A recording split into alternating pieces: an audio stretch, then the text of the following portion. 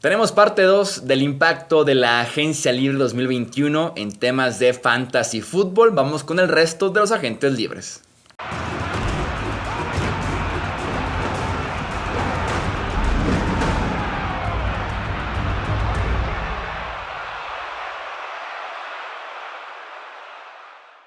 ¿Qué tal amigos? ¿Cómo están? Bienvenidos a un episodio más del podcast Hablemos de Fantasy Fútbol. Yo soy Jesús Sánchez y es un placer que me acompañen en esta parte 2. Lo prometido literalmente aquí es deuda y venimos a pagarlas como hombres que somos. Y digo hombres porque me acompaña el buen Wilmar Chávez, analista de Fantasy Fútbol aquí en Hablemos de Fútbol. Wilmar, ¿cómo estás? Bienvenido.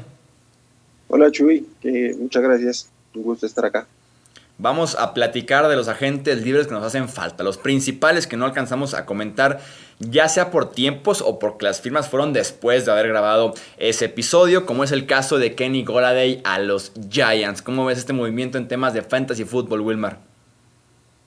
Pues era el receptor abierto más importante en el mercado. Creo que es un destino entre sí no ideal, porque llega a ser el arma número 1 de esta ofensiva aérea, eso es claro. No el arma como tal de toda la ofensiva, porque ahí está Saquon Barkley que vuelve lesión y por ahí pasa un poco desapercibido. Su valor en cuanto a lo que fueron los Lions en 2020 creo que debe disminuir, pero por talento puro de Kenny Golladay debemos considerarlo rondando el top 15, el top 18 por lo menos. Pero sí creo que nos hace falta que Daniel Jones dé ese paso adelante, que la ofensiva pueda ser un poco más dinámica. Aún les falta una inversión en la línea ofensiva para poder sustentarlo, entonces creo que por eso viene una regresión frente a lo que podíamos esperar de él el año pasado. Eso sí, es mejor perspectiva que si se hubiera quedado en los Lions que tenemos en este momento. ¿Te animarías tú con Kenny Golladay, tomando en cuenta, como dices, Daniel Jones? ¿Te animarías a tenerlo en tu equipo? Seguramente sí, dependiendo del costo, como todo, si lo logro conseguir empezando la cuarta ronda, finales de tercera, a lo mucho, tal vez iría con él. Mencionabas un poquito a Daniel Jones. ¿Qué esperarías de él en este 2021? Pues tal vez las mismas expectativas que teníamos con él el año anterior y que no pudo sustentar. Esperemos que ahora sí pueda tener esas armas completas, ahora sumando a Kenny Golladay, que es sustancialmente mejor que cualquier receptor que tuviera ahí. Y Evan Engram tuvo un año decepcionante, por ahí llegó Kyle Rudolph, aunque tiene una lesión y no sabemos cómo pueda estar para principio de temporada. Creo que en la posición de tight end podrían sobrellevarla ahí si Engram no tiene una temporada tan mala, y el regreso de Saquon pues le permite como tener ese potencial a Daniel Jones, y su habilidad con las piernas le da un piso. Muchas veces lo pasamos desapercibidos, pero es un quarterback bastante móvil y suele avanzar bastante con el balón hasta que se tropiece a 5 yardas de la zona de anotación. Sí, no, qué decepción, todavía me acuerdo el blooper de la campaña 2020 y hasta de la década de la NFL. En temas del juego aéreo, ¿cómo impacta al resto? Darius Slayton, ¿cómo impacta a Sterling Shepard y a Evan Engram? ¿En qué nivel acomodarías a estos tres en temas de un posible ranking después de agencia libre?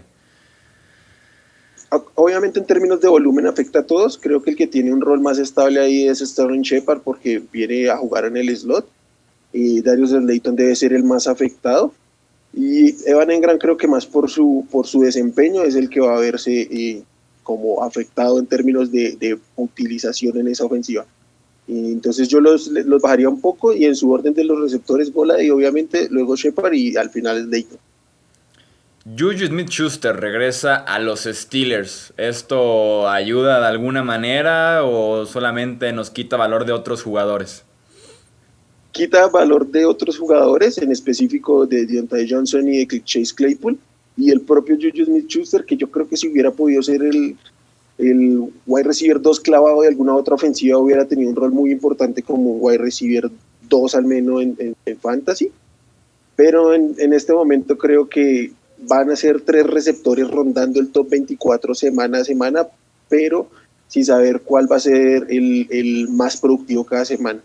Yo al que prefiero es a Diontae, me parece que es el más talentoso, pero creo que Chase Claypool debe dar un paso adelante. Tuvo un buen primer año, aunque su producción está un poquito disfrazada por ahí con algún partido que se volvió loco y anotó como 4 touchdowns, creo.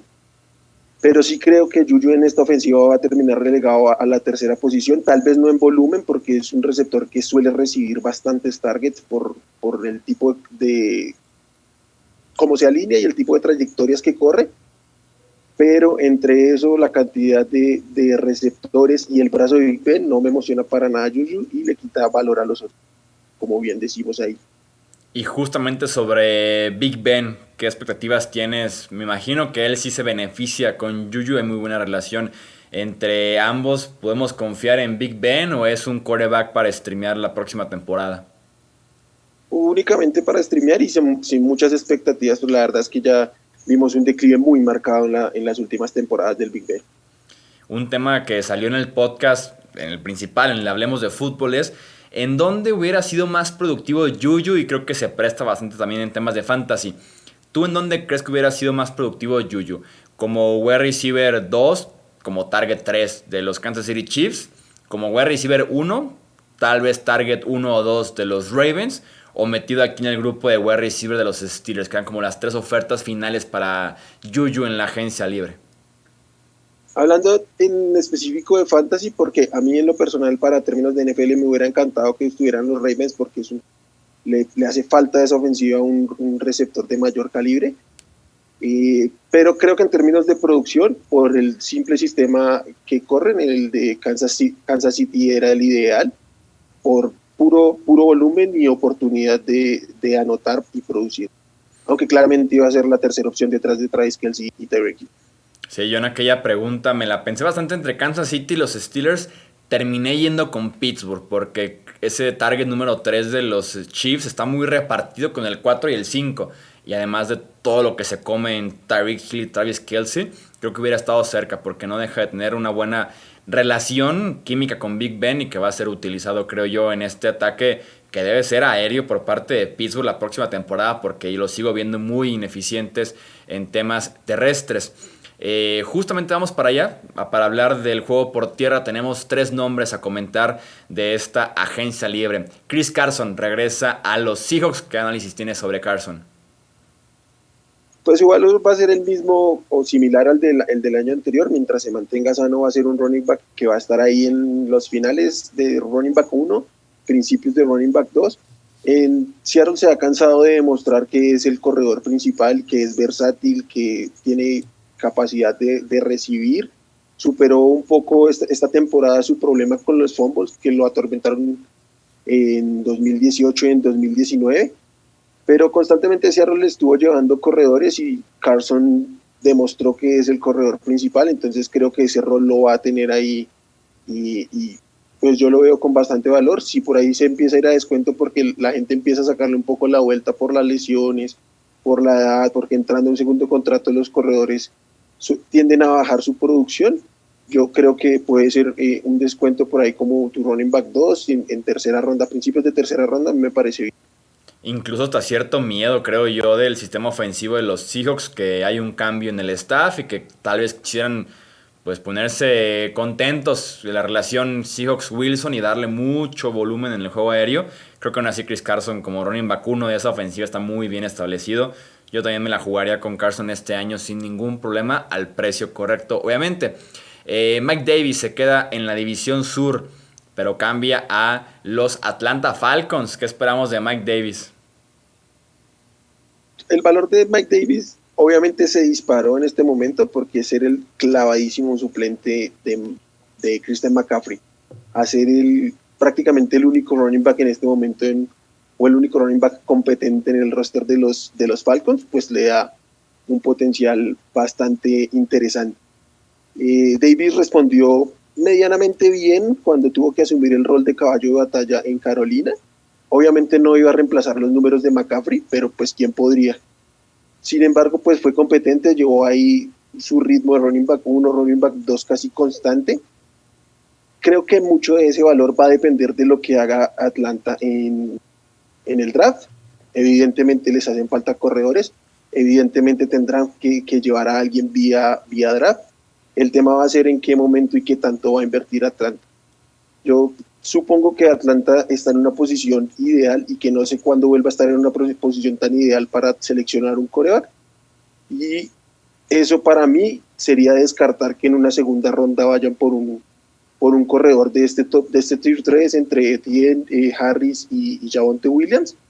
Y fuera de esos tres, creo que sería ideal para ya el valor de Mike Davis, que si incluso se arma un comité con algún novato que llegue a finales de día 2 o a principios de día 3, Davis fuera el running back 1, aunque haya un corredor que venga más con ese perfil de primer down de norte-sur, que pues es como la mayor limitación de Mike Davis. Hay chances para que Davis sea otra vez protagonista la próxima temporada en temas de fantasy. Vamos viendo también si alguien pues realmente confía, ¿no? Después no deja de ser Mike Davis, una segunda temporada va a ser complicada de repetir, pero pues ahí está la oportunidad sin duda alguna con los Atlanta Falcons.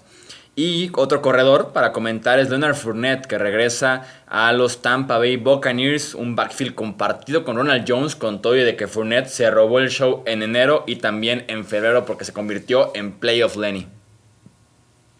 Sí, un backfield dividido y bastante difícil de interpretar. La lógica nos diría que como remató el año, más bien como empezó este año, Leonard Fournette, pues debería ser el principal, pero la realidad es que en temporada regular Ronald Jones fue el que tuvo mayor volumen en esa ofensiva, el que cargó con el mayor peso, pero pues obviamente salta a la vista los playoffs y el Super Bowl que tuvo Leonard Fournette, que también contó ahí con un poco de suerte, por así decirlo, que Ronald Jones se perdió el primer juego de playoffs y eso le permitió pues consolidarse. Yo lo veo muy repartido, creo que en el mejor de los casos Fournette tendrá un 60%, un 55% de ese backfield. Y también tiene por allá que Sean Bond, que seguramente tendrá un rol un poquito mejor, más importante que el año pasado, no creo que mucho, no lo considero una amenaza tan seria, pero pues sí espero que sea un poquito más relevante Fournette. Ojalá se pudiera ir más barato que Ronald Jones por el tema de la edad, por el tema de ver cómo se comportaron el año pasado y ahí pueda uno encontrar un poco de descuento. Si las cosas pintan así en pretemporada, pues yo apostaría por Fournette en ese backfield. Aún así está como para no acercarse, ¿no? ¿O tú sí te Va, la va a depender, jugarías? va a depender del valor, pero si tú empiezas a encontrarlo en ronda 5 o 6, como tu running back 3, incluso tu running back 4, pues ya te genera valor. Y con lo difícil que es encontrar corredores, esas apuestas generalmente se tienen que hacer. Y en temas del draft, ¿qué tan cerca crees que esté Ronald Jones de esa posición de quinta, sexta ronda de Fournette? Creo que van a estar muy parejos. Sí, creo, lo que te decía, lo ideal sería si Ronald Jones se puede ir un poco antes, pero creo que ambos van a estar rondando esa frontera de la ronda 5. Breshad Perryman llegó al muy triste ataque de los Detroit Lions, sobre todo aéreo. Esperamos algo de él ahora que comparte equipo con Jared Goff. Por puro volumen hay que tomarlo en cuenta, por puro volumen se vuelve relevante este movimiento. En otro caso, el nombre no nos generaría absolutamente nada, pero el cuerpo de receptores tras la salida de Kelly Golladay y de Marvin Jones, de Daniel Amendola, pues es sumamente triste. Creo que en este momento Perryman y Tyrell Williams serían como los más relevantes. A lo sumo serán unos wide receiver 4 o 5, sin mucho más. Eso sí espero, de ese equipo sí espero que vayan fuerte por un receptor en esta temporada. Más bien el receptor que llegue ahí, casi que cualquiera sea el nombre, va a ser un jugador a tener en la mira, porque seguramente cualquier novato será el receptor más talentoso en ese roster. Sí, es la octava selección global la que tienen los Lions después de el round de quarterbacks que va a haber seguramente en el top 5. Está como para que el que sea que les caiga de Ja'Marr Chase, Devonta Smith o Kyle Pitts sea la selección de los Lions, cualquiera sumaría bastante y se convertiría probablemente sí en la opción más interesante a considerar en temas de fantasy en ese ataque de los Lions tan poco de talento, tan pobre de talento. James White, el corredor, regresa a los New England Patriots. ¿Qué valor tiene James White en 2021? el valor de ponernos otra vez igual de complicado el backfield de los Patriots. Todos sabemos que a los entrenadores de fútbol americano les importa un carajo nuestro equipo de fantasy, y a Bill Belichick más que a cualquiera. Creo que tendrá un rol, pero fue evidente que con Cam Newton ese rol disminuyó drásticamente con respecto a lo que era con Tom Brady. El checkdown es muy distinto del uso de uno y otro quarterback. Pero pues creo que por ese volumen aéreo, sobre todo en ligas PPR o half PPR, se debe considerar como un running back 4 o 5. Yo sigo creyendo que el running back más importante de este equipo es Damian Harris, que tampoco me emociona mucho, pero pues tendrá cierto volumen. El problema con Harris es que tiene un techo limitado porque es un corredor muy talentoso que es productivo cuando tiene el balón en las manos, pero para que te dé 10 puntos depende de que tenga un partido de 100 yardas, porque no tiene target, no tiene el rol de línea de gol porque Cam Newton lo absorbe, entonces eso limita mucho su potencial. Incluso creo que si James White hubiera salido del equipo, podríamos evaluar si Damian Harris habría aumentado de alguna manera esos targets poquitos que tiene. Tuvo 7 targets nada más en 2020, pero pues evidentemente con el regreso de James White eso no va a pasar. Difícilmente otra vez rondará esos 10 targets por mucho. Sí, yo creo que los Pats son fuertes candidatos a buscar running back en el draft. No creo que estén tan contentos con este backfield de James White, Sonny Michel y Damian Harris. Y con White, ahorita que lo mencionabas de los pocos targets y demás, me acabo de acordar. Lo tuve en mi equipo de fantasy, directamente lo drafteé. Creo que nunca lo alineé, ni siquiera para cubrir bye weeks, alguna lesión o algo así. Creo que nunca me vi en la necesidad de alinear a James White porque realmente nunca inspiró confianza y nunca sentí el arrepentimiento tampoco de decir esta era la semana, porque con Cam Newton, como dices, su valor prácticamente desaparece, su valor es casi nulo. Y tuvo partidos donde tuvo 7, 8 targets, pero 2 recepciones, porque básicamente eran pases que le cuentan como targets, pero eran balones que se estaba deshaciendo Cam a sus pies o volándolo, lo que sea. Realmente fue muy, muy poco el involucramiento en la ofensiva. ¿Tú crees que se estaba deshaciendo Cam de ese balón que le tiró a los pies? Pero no, lo intentó realmente. Bueno, es difícil entender un balón de Cam a los pies, puede ser un gran pase con lo que está haciendo. Fue un esfuerzo, te aseguro que fue un esfuerzo, ¿eh? No fue tanto para deshacerse de él. y ya para cerrar tenemos el tema de T.Y. Hilton, que regresa con los Indianapolis Colts. Aquí me imagino que el debate es quién es el wide receiver 1 de esa ofensiva. ¿Se mantiene T.Y. Hilton o siente la presión de Michael Pittman? Yo creo que el wide receiver principal de ese equipo es Michael Pittman, pero sí creo que el regreso de T.Y. Hilton ante la falta de una llegada en agencia libre más relevante ayuda bastante a la ofensiva, va a ayudar a liberar espacios. No creo que podamos esperar que Hilton empiece como remató bastante bien, pero se demoró muchísimo en tener química con Philip Rivers, y la realidad es que estaba jugando bastante mal al principio. Él mismo estaba jugando mal, estaba corriendo rutas de una manera muy poco conocida con él, pasos de más y lo que sea. Entonces no me sorprendería que tenga un inicio de campaña tan lento otra vez con un quarterback nuevo. Sí creo que a la larga le va a beneficiar sobre todo a Carson Wentz tener un wide receiver de experiencia que conoce el sistema pues a plenitud, pero para mí Michael Pittman por lo que tiene como talento y en este segundo año debe dar un pasito adelante. Además también está por ahí Paris Campbell, que si se mantiene sano debe tener un rol por ahí en el slot. Entonces yo los rankearía Pittman, Hilton y Campbell como un posible sleeper.